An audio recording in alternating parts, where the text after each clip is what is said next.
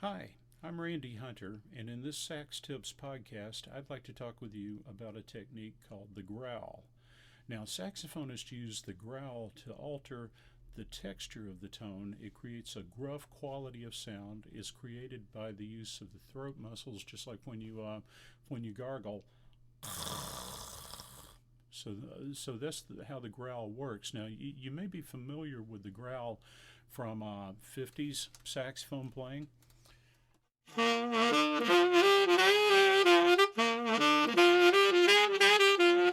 So there you hear kind of a 50s blues sort of lick. You may have also heard the growl in some smooth jazz sounds.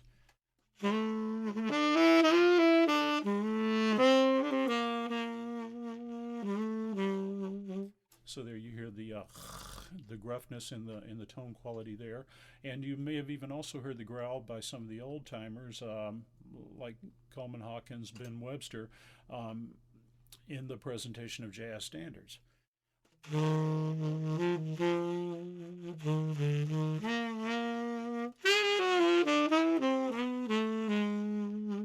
So anyway, those are a few examples of where you've heard the growl. Again, the growl.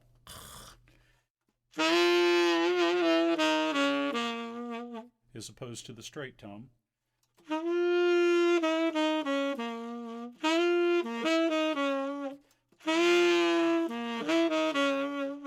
So that growl kind of gives a punch to the tone, and again, a little bit of gruffness.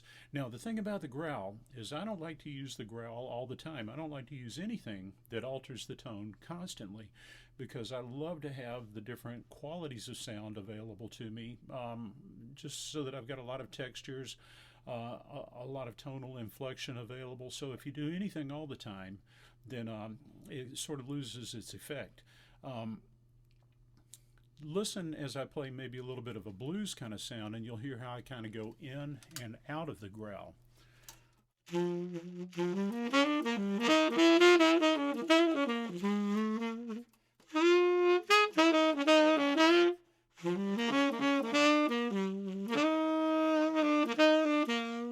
Might even use it down low and soft with sort of an airy subtone kind of tone.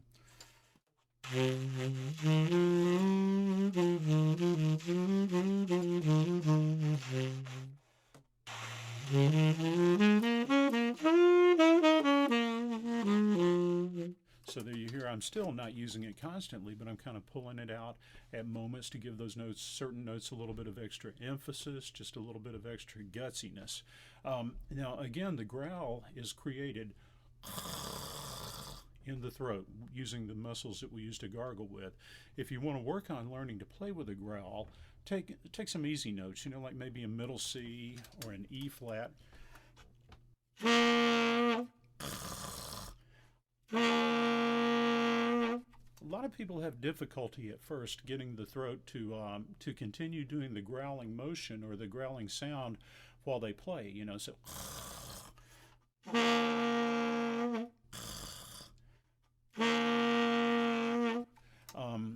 if you have difficulty with it, you just have to keep going at it in the practice room. It takes some time. I know when I first started learning to do the growl many years ago, I worked at it for probably a good year. I mean, that's not the only thing I practiced, but of course I worked at it for a good year before I really started feeling like I had control over the growl.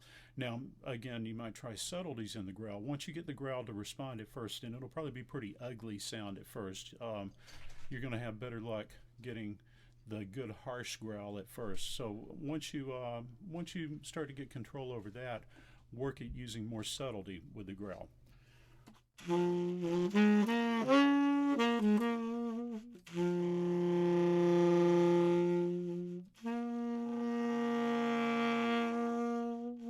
And you hear how I'm going in and out of the growl right there with that sound. So anyway, that gives you a little bit of stuff to practice on. Take it to the practice room, and also hope you'll visit my websites, randyhunterjazz.com and beginningsax.com. I've got a series of online jazz, improvisation, and beginning sax lessons at Beginning Sax, and at Randy Hunter Jazz you'll find my books. Okay? Take care for now.